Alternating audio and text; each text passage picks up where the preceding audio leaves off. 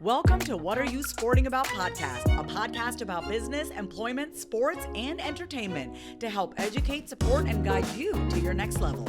Here's your host, attorney Savania de Barros.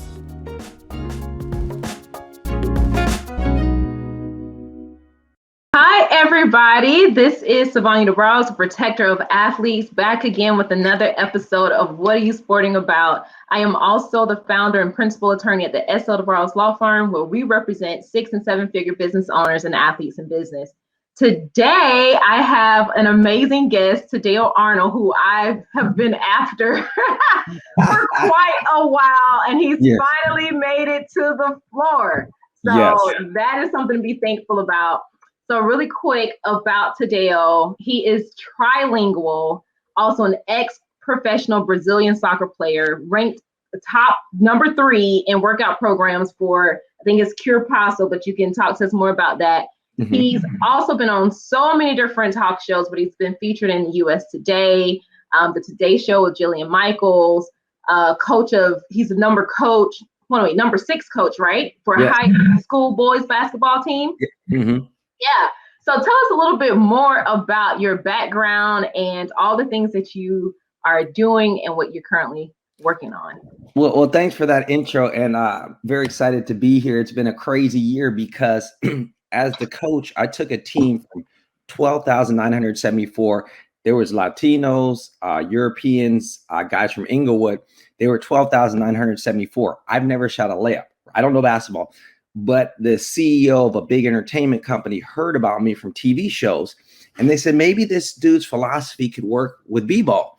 So I took them from 12,974 to number 6 in the country, which means there's way less than 1% odds, right? So I beat, I should have played the lotto, right? I don't gamble. But that being said, it took up so much time, right? I played against almost every single NBA player's kids in the nation. The only person who beat me, and I'm still a little grumpy, is LeBron. But that's, they got billions. So anyways, so that's why I'm sorry. So when the shutdown happened, I had to pivot. So I created an online program called D1 Pro Training, because the goal, if you're a high school athlete, is to play collegiately Division I and then go on to go pro. The things that I've done. So I said, let's get an online platform to share with the world for those who can't pay $150 to $500 an hour, right? Which is most people. That being said, that's why I was so busy and I was missing you, is because I had to secretly rent studio space. I had to get an editor who, not everybody's comfortably being one-on-one nowadays. So, all of that chaos in a good way. And now I'm here with you. I have my D1 Pro Training, my online platform. So now I'm a techie. Like I'm going to be in TechCrunch, just like I'm number 6 in the USA for sports. I want to be in TechCrunch as like a top minority entrepreneur, showing that we can do technology too. And I absolutely love that, because that was one of the initial reasons why we even connected, was based around student athletes and helping them to thrive, not just in one aspect, but everything. And one thing I love about you though, Tadeo, because I had the fortune to join you with your workout team, during the whole pandemic. It was so cool. And you became like this freaking preacher. I'm like, Tadeo is always preaching on these calls, but it's so amazing. So I just want to even just thank you for that and being a part of that process, because it was super inspiring. So tell us how these athletes can sign up for this D1 Pro Training on the app. Yes. So what we did is we made it a web-based situation. So all them or their mother or father have to do is go to the URL on their cell phone. It works just as well as optimized as on the computer, and go d1protraining.com. When they go there, for only $50 a month, that's way less than a pair of LeBrons, right? Shoes are $200. They're going to unlock access to our program, which includes the workouts, the nutrition, as well as the mental component, because it's a trifecta, right? You need the right attitude, you need the right nutrition, and you need the right workouts. So we give them the inclusive package. And so every day they're with us virtually, and also by being a member of the team as you were, and we spent many days working out, in your garage and in LA and our patio. So they're going to have access to the top training because what collegiate athletes and pro athletes do best is they're in great form. So high school athletes, a lot of times they show up and they're not good enough physically. So they have the skills, but that doesn't matter at a college, collegiate, or pro level. They're just going to push you over. So we're going to strengthen you, get you quicker, more agile in this time together, which gives them a better chance of being a state champion, which we did in California, the biggest state, or playing collegiately and getting recruited to D1, which a lot of our players did. I want to say this. So one thing that I haven't made $1 million yet. I'll be honest with you. I should have, but my contract didn't read that way, right? But what I did, and I'll challenge any human on this, is I've gotten $5 million worth of scholarships from athletes. It's 100% proof. And it's literally go on Instagram, go on Google. I got kids because a college scholarship now is worth about $300,000. Isn't that crazy? That's the president only makes $500,000. So I'm getting them all these scholarships. So it's working. I figured out the formula, right? I haven't figured out the formula to marriage yet and parenthood. And I got to figure that all out, right?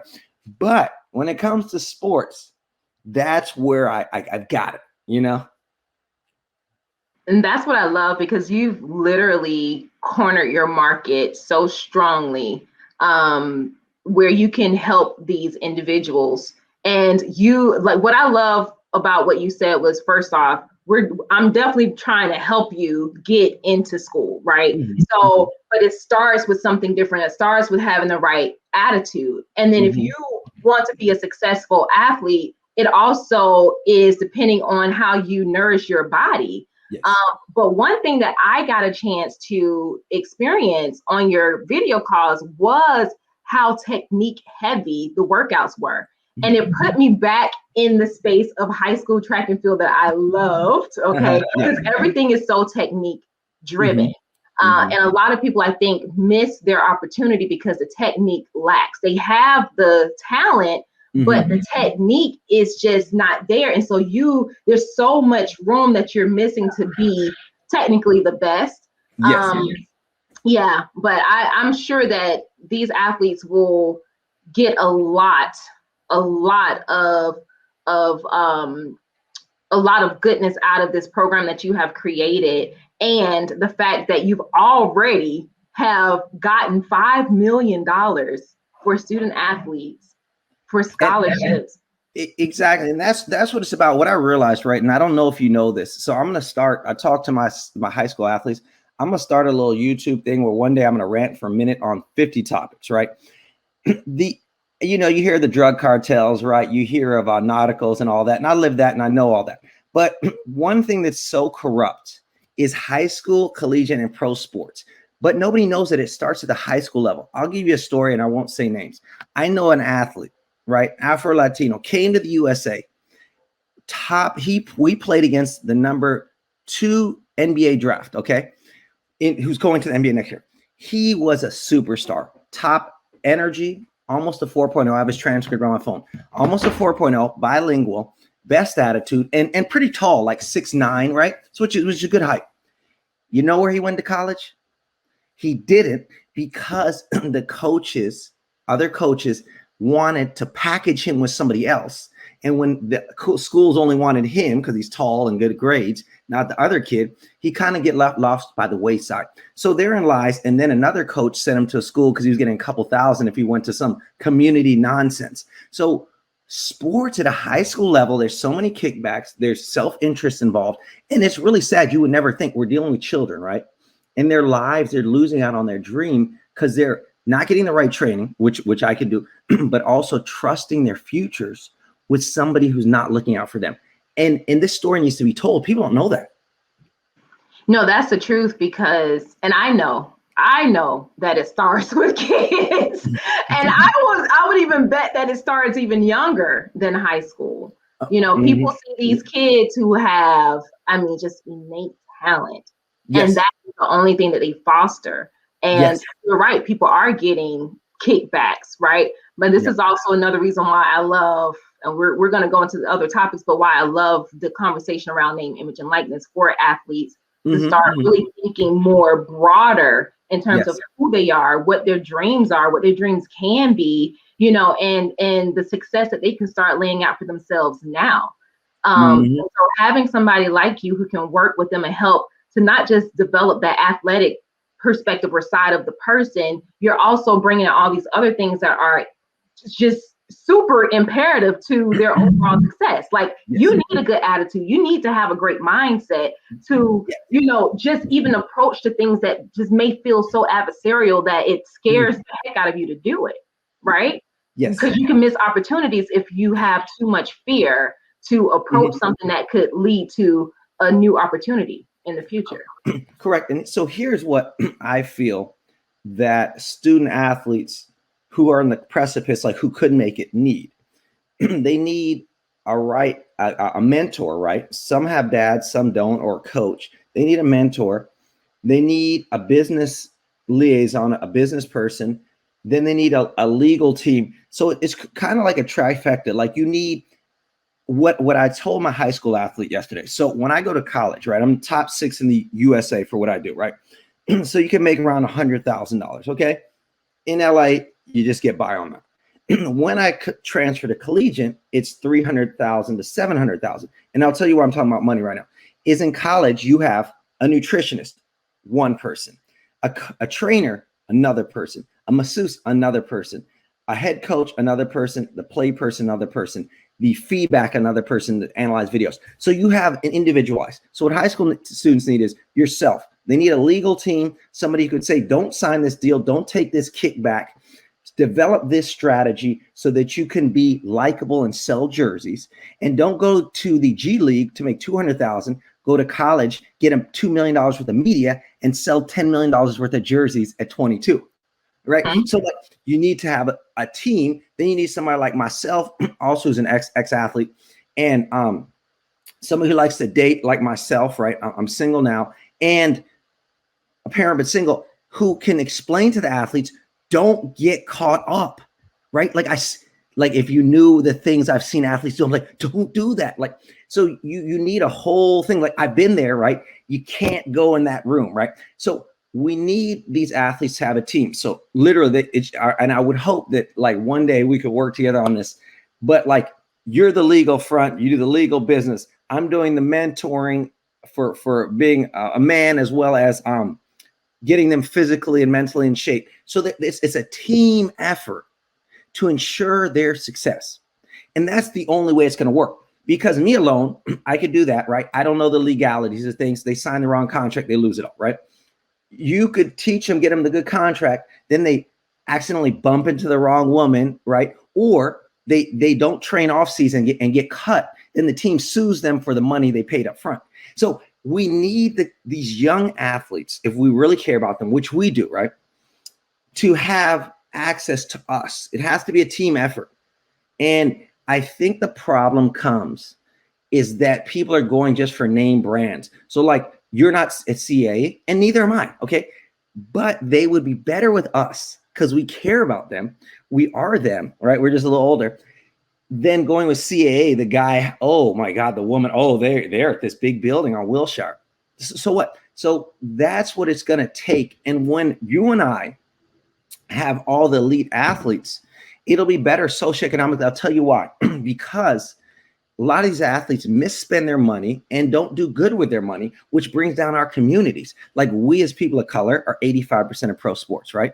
So I don't want to hear the man nonsense. So we have more money collectively. The owner is a billionaire. So what? There's 10 owners in the world. We have all this money. We have all this influence, right? My athletes have 65 million followers, okay?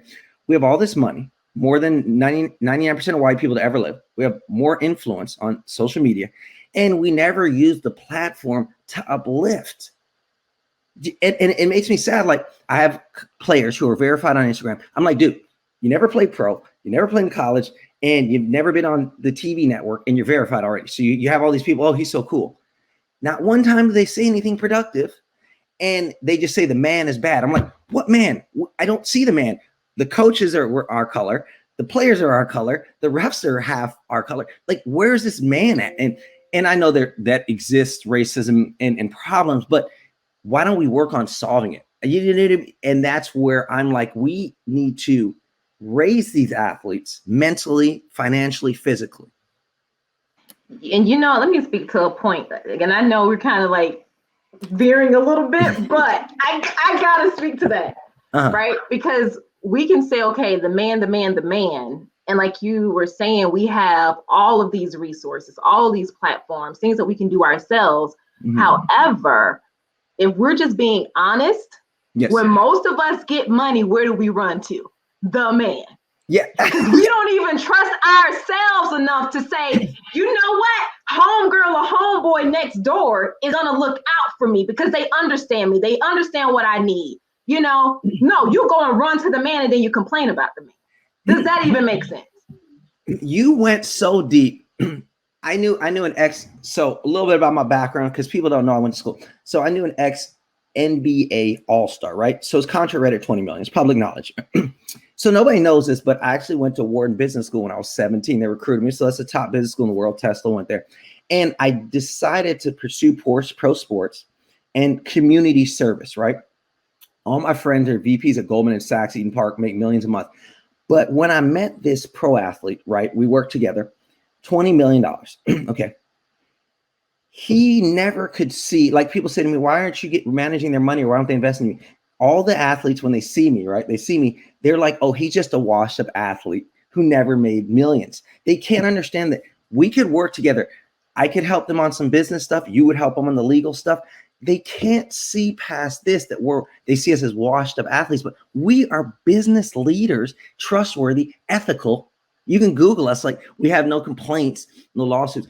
And they run to the man, oh, so-and-so. And I'm like, and it's really, it's disparaging, but it's not, because all it takes is one or two athletes and then people are flocking to us, you know? And that's why it's important to have like a well-rounded, trustworthy, credible, reputable team, because somebody else can help you make $1 million today. But if you don't know how to keep $1 million, what was it all for? Correct. Right. And so I think sometimes, like, especially, and also for athletes, I'm a former athlete, you know, we work for some like that instant gratification. We work to see results immediately. And sometimes that doesn't go over well in business. So you have to set the foundation. And that's the same thing with your program for these student athletes. You have to have a foundation. If you don't set the foundation and build from that, you're not going to have anything. You're not going to be able to show anything. You're not going to be able to prove on anything because you never started with the foundation. So yeah. So and that's where really, and that's why I created this program, is because D1 Pro training. Yes, I'm training you to excel on the court, but I'm also training your core values, your mindset. So you approach things differently. You're open to learning, to growing, and also, like you said, capitalizing on every opportunity and realizing that even if you make $1 million, it may be your only $1 million. So what are you going to do with it? And then in that case like that, I would pass them off to you to, you know, legally manage it, and the JD help them understand what they're signing. And I would give them some marketing tips, but we have to have a communal full 360 service, or it's a disservice, you know?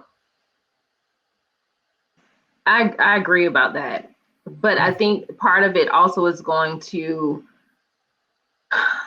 depend on the education of the parent of the child and that village around the child.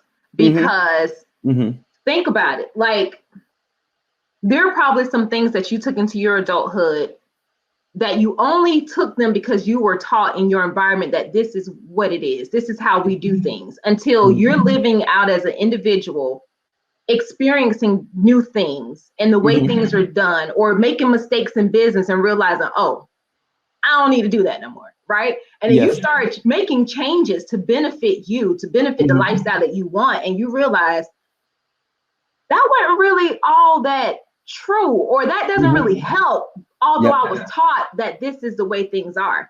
And I think you know, we have to, yes, we need to educate our kids and our students, but the education has to go a lot deeper to really try to foster that change also in the parents and the environment that the so-called village is providing to these athletes. Otherwise, they're not going to recognize the value add of the team, you know, when it's presented to them. No, yeah, you made a good point, because it is about core values. And if the parents aren't on board, the student can be with you, and at the last second they veer here and it's all undone.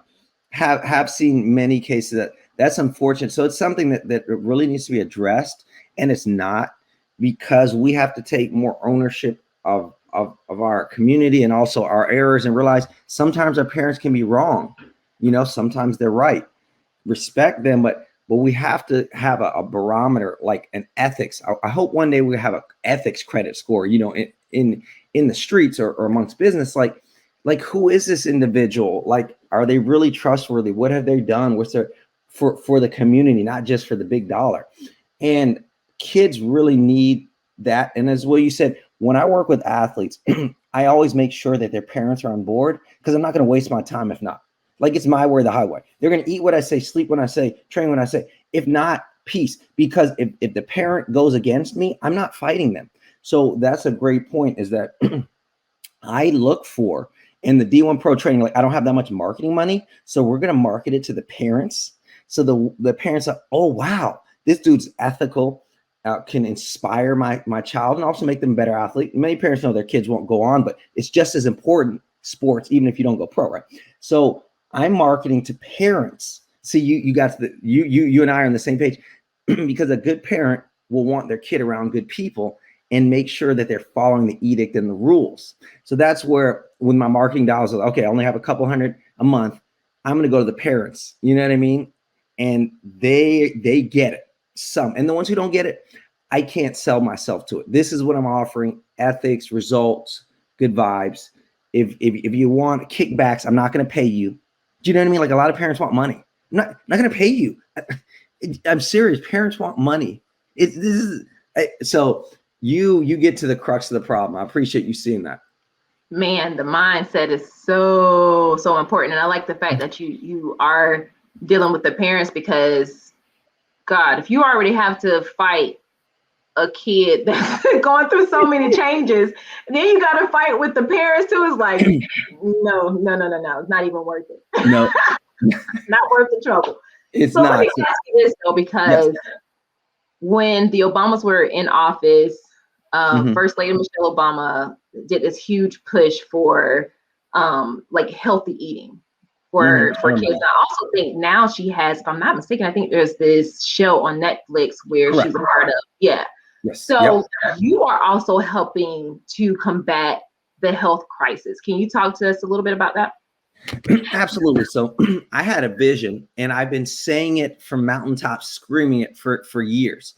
And I never say my ex-partner was a lawyer like yourself. And the one thing he taught me is always show evidence. So I would go to the cdc.gov for the last 10 years. The number one killer in America, not gangs, not HIV, thankfully, not murders, obesity. So I would be screaming this from mountaintops that 50% of us Blacks and Latinos die of obesity. Okay. So I started a grassroots via Cuerpaso training, teaching people to drink water, not soda, right? And I drink soda too, but the balance, teaching people how to work out, even outdoors. In New York City, we used to work out on the streets using the stoplights to do pull-ups and stuff. But so I've been fighting this for literally a decade to bring to light the value of nutrition and fitness, especially for us people of color who are predisposed to hypertension. So I'm determined this year, right? I just got turned out for 100,000 from the feds.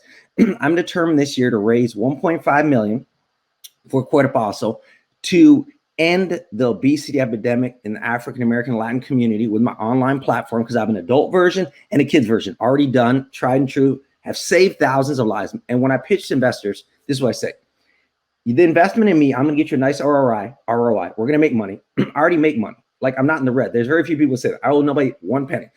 But we're going to take this investment of yours. We're making millions of dollars. But here's my mantra: let's save a couple million lives and make a couple $1 million. And I've proven it on a micro level. I've made thousands and I've saved thousands of lives. All I need is to scale it out with technology, with an investor, so we can market it, so we can get better servers, more videos, let people know about it. But that's my goal. And, people used to laugh at me. They're like, you should have gone to finance. Like, why didn't you use your degree to go there? The reason that COVID, and I'm going to talk about this for a sec, the reason COVID-19 shut down the world, two reasons. A, the governor put sick people in old folks home. People don't have a defense system. They're going to die within 2 years at that state. And then the Blacks and Latinos in New York were so obese, they had 2 underlying conditions. So the COVID killed them and everybody panicked. Now, had my program been initiated, they would not have had the obesity, and 90% plus of them would have survived. So like there's irrefutable. Like anybody from Harvard, there's nobody in the world who can argue these are facts. So I'm determined to raise the money, save millions of lives, make millions of dollars, and show that you can make money ethically. Had I gone to Wall Street, I would be a millionaire. Yes. But would I have done unethical things? Absolutely. So I'm like, hey, I'm still young enough to get rich, like I still can get married, have a nice life in the future. So I'm glad I didn't rush it and stay true to my calling. And the kids' lives who I'm saved, like who have gotten off diabetes medication, because the doctors make more money giving medication. So this is something that I'm determined, like this year I'm going to do it. I'm going to find a way. So that's what I'm doing for our community. Because without health, I tell government employees, these senators, I tweeted at ALC, I'm like, okay, so what's this point of $1,000 if I'm dying of obesity? Like, hire me, let me help these people out, and let's make the world better. And I'm glad that you said you wouldn't be living like that passion, because that's your purpose. You can go into a job, make $1 million, but will you truly be fulfilled? Probably not. Right. Yeah. So we look at all these people, and when I say instant gratification, we look at all these people who have been in positions of instant gratification. They've made $1 million. They probably made more than $1 million. Mm-hmm. And they're the most miserable people ever. Correct. They're not really making any change or no impact whatsoever. Mm-hmm. You are, to me, like a shining light for a lot of athletes who dream of going pro, but you can show them like, hey, going pro ain't everything. I'm still living in my purpose. I still have done something amazing. Like, you've created tech.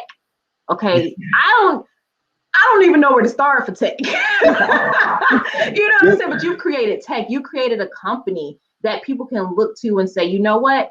I trust this brand. I trust that when I sign up for this, if I do the work, I'm going to get the results, and that is also another layer that kids and young college athletes need to be able to see, is that there's more to you than just this box that says athlete. There's way more. Yeah. And that's why they need somebody like yourself, because what they don't understand, when I used to teach in high schools, I would say when I'd show the NCAA, like I said, I always go to the CDC or NCAA. I never say, don't trust my word. I Google it and show them on the projector. If you're a phenomenal 1% of 1% of people, right, get to play pro sports, and the goal is if you can play 2 or 3 years. So that's it. You work your whole life till you're 23. You get to play. If you're a miracle, would be you play 2 to 3 years, and that's it. And then game over. So they're like, what? I'm like, you are so successful. If you play even 1 year, you lived 99% of people's dream. So they need someone like yourself. Okay, what do we transition into? Or if I made $1 million or $500,000, how do I make it last? Because if you play 2 years at any pro sport, I'm like, you're literally, because 1% of people go D1, and then 1% of those go pro. I mean, it's way less than the lottery. So that's why I think it's really important that they have somebody like yourself to get a long-term vision. And I in the interim, just tell them, hey, look, no, it's not forever. Not being negative, but it can't be forever. That is just so true. But I want to ask you something, because with whether you are an athlete or not, if you are a business owner or you're someone who wants to create something as phenomenal as you have, Tadeo, there has to be a level of balance involved. So you work with, I would probably say maybe 3 types of people. So you work with celebrities, you work with high school students, because I think you are still a basketball coach, right? Or a soccer coach? Yes, a basketball, soccer, but more basketball at this point. Okay. And now you're working with the college market. How do you balance the needs and the services of all of these 3 different demographics? So you have to be incredibly organized. And that's why like people down college nowadays, but they don't understand, like, you need systems and you need organizations and you have to play the game, right? So in school, I learned how to balance things, and I never had to cram or do an all-nighter. So it's the same with business. Like I compartmentalize, like these hours are for this, these are for this, these are for this, and that's for fun. So I break it up, I divvy it up that way. And it's so ingrained in me from college. Like I said, it's sad to me college is getting a bad rap. I think it's the best thing. Even if you learn just how to make a friend, that's a valuable lesson. So that organization is what allows me to totally divvy up my time. And one thing that that I wanted to do when the shutdown happened, a lot of college coaches were thinking about bringing me in because they saw the success. Because LMU is $70,000 a year. The coaches came to see my players, recruited them. Pepperdine, $70,000 a year. So all these college coaches met me and saw what I was doing. They'd never seen such a transformation in mindset and physique. So I was trying to transfer to college so I could just do one thing. So the shutdown happened. I had to restructure. We went tech, which was a blessing.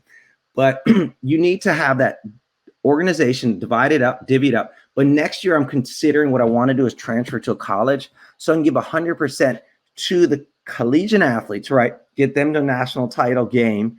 And also by then the tech app will be running itself. You see what I mean? So I think you should start divvying and then say, you know what? I want to delve more full-time into this. And it's important, I think, to have that balance so I can understand all aspects of life. No, that's real. And I like the fact that you did say college taught you a lot of things because it's true. You know, which is one reason why I can't understand why people don't understand the aspect of team in the context of business, because as an athlete, you play on most athletes play on teams unless you're like a tennis player, but you still kind of have a team, right? Yeah. But there's so many different soft skills that you learn just by being a member of a larger team that you don't realize until later. You're like, oh wow, I did X, Y, and Z on a team. I can also implement that same strategy into my life or into my business, which could technically become a system, you know? Yeah. And that's what a lot of people miss out on is that everything that succeeds is a team. Romans were a team, right? The Christian crusades, everything since the dawn of man and humankind and woman is a team effort. Villages, Native Americans, and successful businesses, the team is their startup, so they get these stock options, right? I know people at a .com who did well when they went public. It was a team, literally, like I saw it. Like, so successful businesses focus and do that, but most people think me, and I think because of social media, because it's all about me, not a team. Although the fact is, I have some friends who are Instagram superstars, right? They have a team. You don't see the team.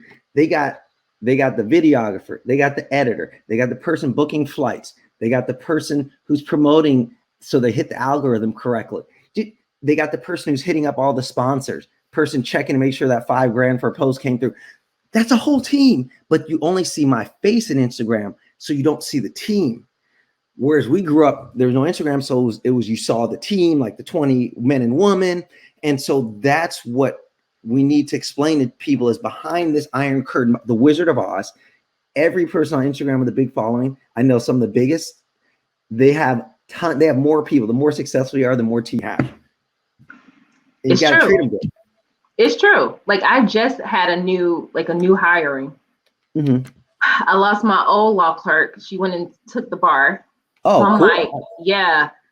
And I was like, oh my gosh, I need more hands. And so I had to do some more hiring. But it's true because only you as one person can do so much. And you may be able to wear all these hats or whatever, starting out in the business. But if you really want to scale and you really want to grow, you have to be able to delegate some of that stuff to somebody else so that you can focus on what I call substantive issues.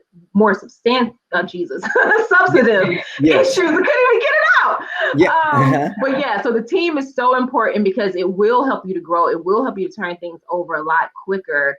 I don't know, I guess, like, is there some advice for a student athlete who is building now maybe some type of business foundation, some entrepreneur aspect that they want to achieve? Like, who could be their team outside of the athletic team? Yeah, I mean, maybe another kid, another student. That's a great point. So I saw this and I encourage kids to do this. Our brother's at Yale now. He's a sophomore, right? So what I encourage kids to do is find a partner or a teammate who's totally different. For instance, I'm going to give a specific example so it involves color. So like most athletes, these are number 85% Black or Latino. So the best videographers I know, I traveled for 2 years in top teams, right? Recently, a lot of the Asians are into the videographer. So partner with a videographer who can document what you're doing so that people can see you're building your brand equity. He's doing great. So maybe I had an athlete, an Asian guy who interned for me, went on to then tape University of Connecticut, a D1 soccer program. Now he's filming D1 college women's basketball. Do you see what I'm saying? Next thing you know, he shot an NBA superstar, all starting with me, with Cuerpaso. So if you're in high school or college, find, and it could be Hispanic, Black, white, find somebody who can capture what you're trying to sell, or whether it's your image or whatever it may be. So you can capture it, market it, and then it's a team vibe. They're winning because they can go in a job interview. Hey, look at this. Ooh, imagine if you had a budget. And then me as the athlete who's starting a business, I don't know, talking about whatever, I can show people, hey, look, if you give me a chance at ESPN, I could talk about this. A win-win. What I'm all about is create a win-win, equitable, ethical situation. And I've seen it work. You know, like I said, with Eric, the videographer who interned for me, he was literally with an NBA superstar. And I was like, what? You know what I mean? It all started with me in my sister's studio, you know? So always somebody's looking for an opportunity, make it equitable, make it equal. They live their dream, you live your dream. Everybody's happy. And let's be real, we all looking for opportunities. Yeah. So stop trying to look for the best of the best of the best to do something, right? When you got, especially if you're in high school, there you have so many peers who are interested in other things that you can start creating a lot of those long-term lasting relationships now and see each other grow, support each other in their growth. And just make sure you don't get stuck there too. Because sometimes, you know, depending on the mindset of the individual, and you probably can talk about like some of your past experiences or things that you've seen as a child. For me, coming up in high school, I knew who was at a growth level, like mentally at a growth level, always was trying to do something. And I always knew those who I said, okay, this person probably is gonna stay right here in this little town. And you go back home, you graduate, go to college, you go back home to visit, and some of these same people still sitting right there doing the same thing, going to the same club. And it's like, so you have to definitely make sure you connect yourself with someone with a growth mindset, someone who definitely wants to, you know, be on that grind and the up and up with you. Yeah, and sadly, I see what people do in friends choices and dating choices. I taught my cousin this. I raised my cousin. His mother died of diabetes and smoking young, right? And his father was deported, right? My uncle. So I raised him like my son. And I said, I was a kid, he was a kid, but I just was a legal kid, right? So I said, when you're studying life, a lot of people will choose things to destroy their mental, physical, and spiritual well-being. And it's the norm. It's easy. And he started seeing it, and the masses will do that. So what I tell kids is like, find inspirational people who are great at one thing. Like I remember I met somebody as a kid, she was going to Princeton and going to be a lawyer. She actually is a lawyer. And I was like, oh my, what? Like I never heard dreams that big. Find people like that. And then offered, well, I'm going to be a pro athlete. I'm going to play at the biggest stadium. I'm going to go on TV. And she was like, what? So you have to seek out people who have gargantuan dreams. And it doesn't matter if you don't make it, you'll still push so much further ahead than most people. So we can't go down. And I see a lot of people dating down, friends down, and I hear this negative talk like, oh, I'll probably end up in debt or in jail. Well, you will if you say that. And so we just have to stop with the fear of success. Like if you fail a million times, you could still make it. Nobody's going to ask you when you're in your house if you're 20, 30, 40, or 50. They'll be like, oh, nice house, nice car, nice kids. Nobody's going to ask you your age. So that's what we have to do, is not be like find people who are rising and have these wild gargantuan dreams, because they could make it, and choose to hang out with them, not somebody just like smoking all day, like really. So, and you in Cali, so yeah, I know they're lighting up over there. Oh, all day. But man, Tadeo, you said fear of success. Yeah. And you know what it brought me to, right? I've said this before about people like protecting your dreams by making sure that you're not sharing your dreams with the wrong person, because so our dreams may scare us, but it doesn't mean that we can't accomplish them, because they were given directly to us. You know, so you can definitely accomplish it, but you're going to have to put the work for it to do it. But if you go to someone with a limited mindset, or someone who can't fathom that dream because the dream wasn't entrusted to them in the first place, they can get in your head and make you afraid of the success that will come with that dream. Correct.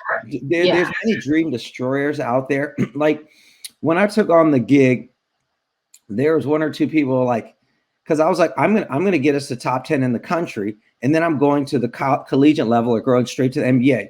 And people are laughing like, what are you talking about? They're like, you can't not dream big enough, right? And like one or two people were like, is it even possible? Like so-and-so's 6'11", right? As soon as somebody says one negative thing, poop, out, delete, blocked. You have to immediately walk away.